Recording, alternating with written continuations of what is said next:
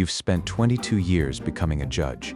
You passed the bar at 24. You sacrificed weekends, relationships, sleep. You believe in the law. You actually believe in it. And then one Tuesday morning, a black envelope is slipped under your office door. No name, no return address, just a number $2 million, and a photo of your daughter walking to school. This is not a movie. This is your life now. And the next decision you make will define everything. Let's go back, because to understand what you're about to lose, you need to understand what you built. Your name is respected in this city, not feared. Respected. There's a difference, and you've always known it. You grew up in a middle-class neighborhood. Your father was a police officer. Your mother, a school teacher. They didn't have money, but they had something better. They had integrity. Your dad used to say, "Son, a man with no price is the most powerful man in any room." You believed him. You still believe him. That's why, when you were a young attorney, you turned down a partnership at a firm that was cooking its books. You walked away from a $400,000 salary on principle. That's why you became a judge. Not for the pay. Judges don't get paid like partners. But for something that matters more, the power to make things right. In 22 years on the bench, you've sentenced 3 corrupt politicians. You threw out evidence that was illegally obtained, even when it meant a guilty man walked free. Because the law is bigger than any one case. You have a wife, Elena. She teaches literature at the university. She still looks at you the way she did at 28. And you have a daughter, Sophia, 16 years old. She wants to be a doctor. She's smarter than you ever were. This is your life. This is what's on the line. It starts small. It always starts small. 3 weeks before the envelope, a man approaches you at a restaurant. You're having lunch alone. Elena is at work. Sophia is at school. He sits down across from you. Uninvited, unbothered, he's maybe 55. Silver hair, well cut. A watch that costs more than your car. He smiles like someone who has never been told no. He says, "Judge, what a coincidence." You know it's not a coincidence. He introduces himself as Marco Velarde. You know the name? Everyone in this city knows the name, but no one says it out loud, not in polite company. The Velarde family runs half the ports in this region. Officially, they're in shipping and logistics. Unofficially, they're in everything else. You've never had a Velarde case cross your bench. Until now, Marco Velarde's son, Luca, is facing federal racketeering charges, money laundering, extortion, conspiracy, the kind of charges that carry 25 years minimum.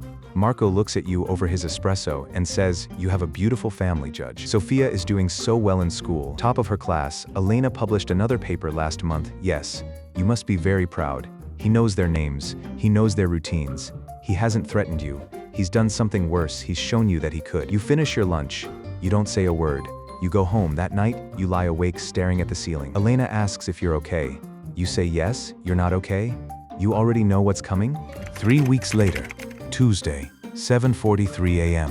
You arrive at your chambers before your clerk. You like the quiet of the early morning, the courthouse before it fills up. And there it is, a black envelope on the floor, slid under the door overnight. You stare at it for a full minute before picking it up. Inside, a cashier's check for $2,000.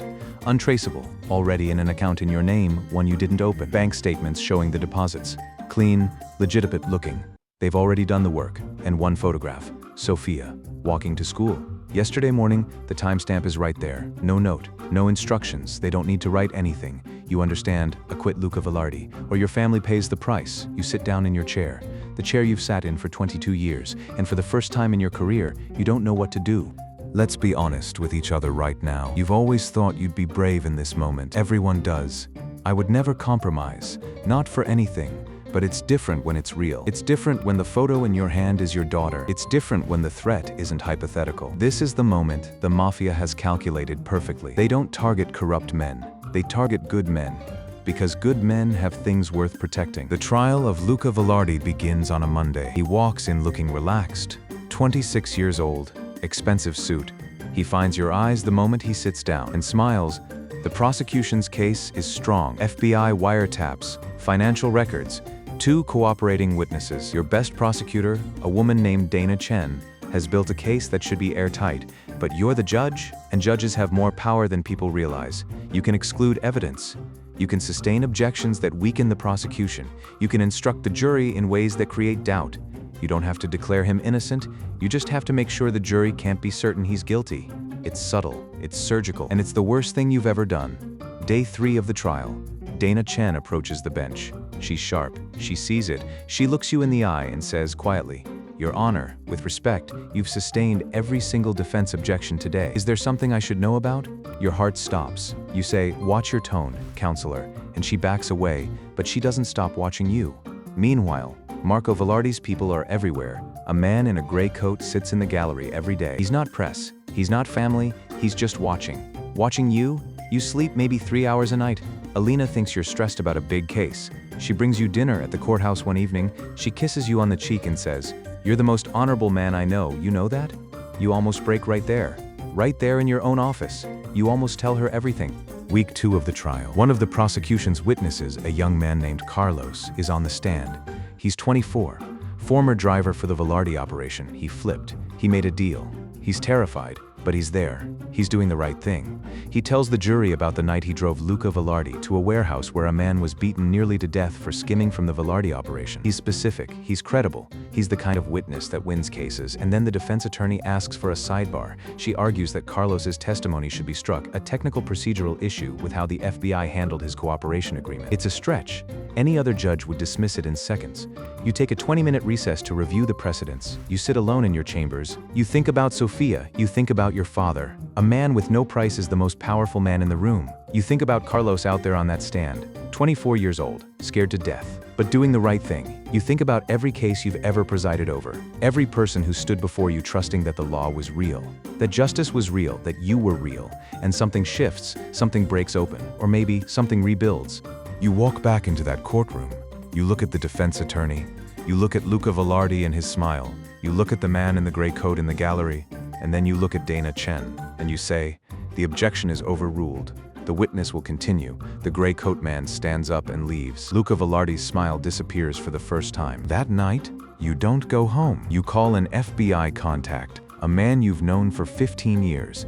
You meet him in a parking garage at 10 p.m.